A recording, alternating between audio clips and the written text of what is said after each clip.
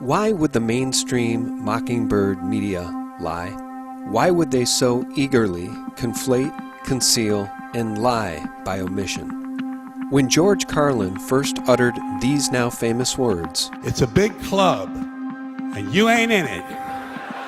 You and I are not in the big club," none of us really had any comprehension of just how vast and deeply rooted in evil that club was. 9/11 was the wake-up call. Unimaginable evil, false flag terror. Building 7, the BBC, and silence from the mainstream media, or worse. And if you hear the shouting, it's a group of demonstrators who've come. 9/11 was an inside job. Oh, get a life. Get a life. 9/11 was an inside job. When we come back, we'll take you into the secret world of restroom gay sex. I think these demonstrators are all into restroom gay sex. Still, few among us realized that the Machiavellian terror was merely the tip of the iceberg, just one of the many satanic tools of the shadow rulers. They'd hoped to rescue survivors from the rooftops, but there was no one for them to pick up. Jimmy Savile. All the scraps, all the bones, all the hair. That's it. The Hampstead cover-up. What is Kafka's? Kafka's is that they're for children. They work with the social services. And what did they do to you? They do sex. They touch each other. They touch me and Gabriel. They have plastic willies. And they stick in our bottom. Madeleine McCann. Child trafficking. All horrible, but isolated cases, and over there in the UK, we told ourselves, not necessarily systemic, and certainly not part of the roots of the deep state's activities in our own nation, we wanted to believe. But then came the Podesta emails, James Alefantis, and Comet Ping Pong. The accusation came from this unhinged story that originated online days before the election, saying that Hillary Clinton and her campaign chairman John Podesta were operating a child sex ring. The lie took root in the digital swamps of Twitter and far right-wing websites. Pizzagate. And CNN's Jake Tapper and his wife, Jennifer, telling the Washingtonian before Comet Ping Pong was a household name among Anon researchers that it was their favorite family restaurant. Claiming, too, their favorite date night spot is Buck's Fishing and Camping, also Alefantis owned. Then there was Alefantis' own Jimmy Comet Instagram page, and the symbols, so many symbols. And then Jeffrey Epstein, the Lolita Express, Little St. James. The Mockingbirds couldn't ignore it. Now comes the arrest of Ghislaine Maxwell, the intelligence asset with the names, details, and video evidence that reaches all the way to a former Israeli prime minister and U.S. politicians. And there's Geraldo Rivera again, trusted club member, tweeting this at 5:53 p.m. on July 7th. Locking Ghislaine Maxwell in COVID-19 isolation is bullshit excuse to torture socialite with solitary confinement in shithole horror of a jail. It's to give her a taste of what's in store if she refuses to cooperate with feds. Solitary confinement is torture and should be illegal. Even Hollywood actress Rosanna Arquette was appalled by Geraldo's defense of the child trafficking socialite, replying, "Child rape is torture. Sex trafficking children to your rich friends is evil. Solitary confinement is nothing compared to the hell these kids went through. Doesn't matter if you're a Republican, Democrat, royal, or diplomat. If you participate in rape of kids, you are a pedophile." Sarah Ruth Ashcraft, who has alleged that her father trafficked her and supplied her to people like Tom Hanks when she was a child, wrote, "Now do Julian Assange, or do you only defend the child sex slaving madam who has been in jail for a week and not the persecuted journalist, political prisoner who has been illegally imprisoned for a decade, tortured with long periods of solitary confinement? Hypocrisy is a foul odor." Oh look, there's Geraldo with Anthony Weiner. The Podesta emails, James Alefantis, Comet Ping Pong, Jake and Jennifer Tapper, CNN. This is how conspiracy theories are threaded together, lie by lie. Jeffrey Epstein, Ghislaine Maxwell, Geraldo Rivera. On Friday, July 10, 2020, Wayfairgate began trending on Twitter. Anons, inspired by the arrest and shadow state connections of Ghislaine Maxwell, had uncovered yet another alleged rat line for what appears to be child trafficking hiding in plain sight on some of the world's biggest e-commerce sites, eBay, Amazon, Etsy, and Wayfair.com. Now, what I didn't realize about Wayfair is that individuals can set up their own shops on the site to peddle their wares. Wares like $10,000 throw pillows and $14,000 to $15,000 storage cabinets. Samaya cabinet, $13,000 for that cabinet. What these people do, I'll tell you in a second. Samaya is a girl that actually went missing not too long ago, just months ago, and in Ohio. Many of these items uniquely named, with the exact same names of recently missing children. The name of the shelf matches the name of the child, but it also says in the description, no passport needed, and continues to describe the child. I saw one of the reviews and it says from Walnut Creek, CA. I looked up Walnut Creek and then I found this.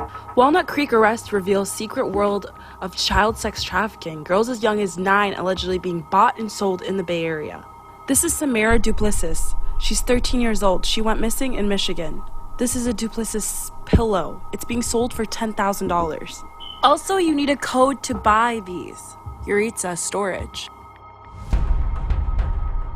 Annabelle Wilson went missing May 13th, 2020. She's 14 years old.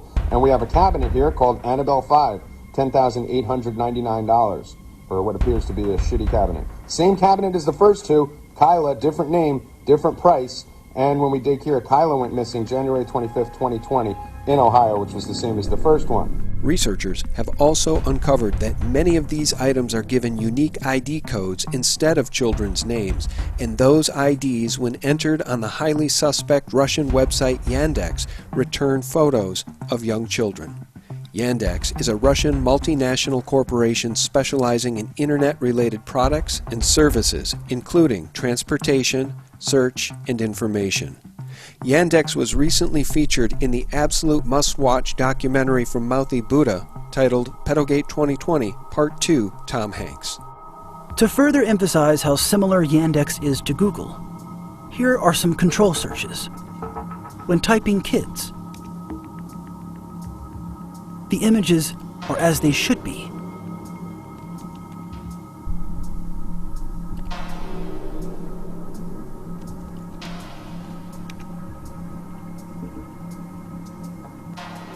But what happens if we type in SRC USA?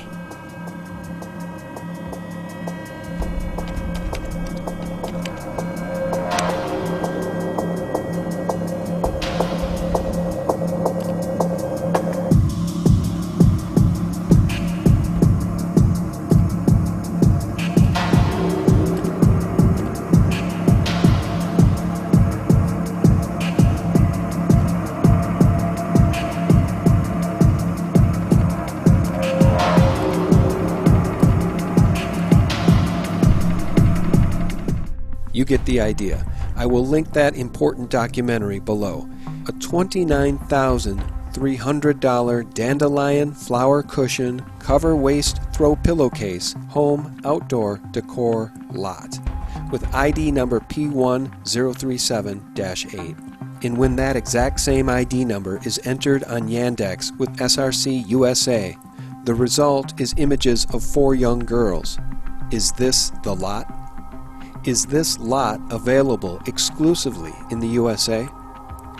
As usual, the Mockingbird mainstream media immediately moved to debunk this alarming new research, utilizing the same tried and true methods they used to malign 9/11 research, the Podesta emails, Comet Ping Pong, and Jimmy Comet's pedo-filled Instagram page.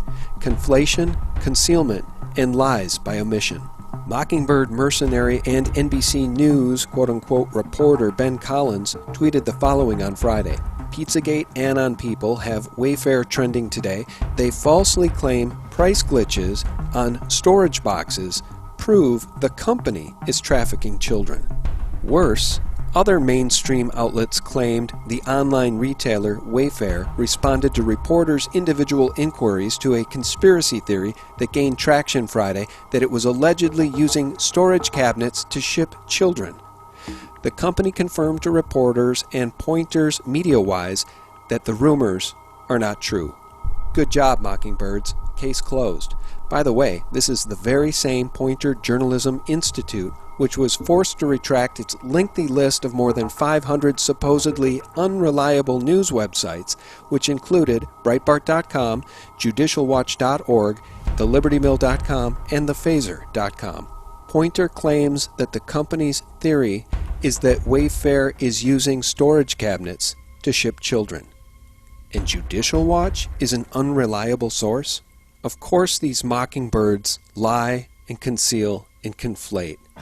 It is a conflation of what is being investigated by Anons, and it's a deliberate concealment of what has been discovered by Anons so far. These aren't price glitches. Show another name. Let's look up Sarah. Sarah's gonna cost you $10,000 too. Ashley, $10,000. It's not no glitch in the system.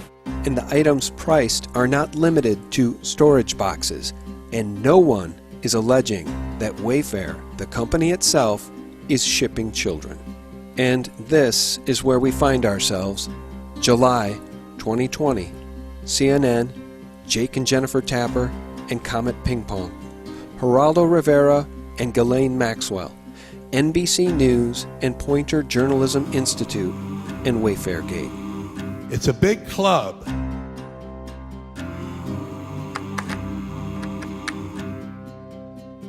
None of us could have possibly known just how vast, sick, and unimaginably evil that club is. Thanks for watching and for sharing this information within your sphere of influence. And for real news 24/7, please visit us at sgtreport.com, the antidote to corporate propaganda and mockingbird mainstream media lies. God bless. Bye-bye.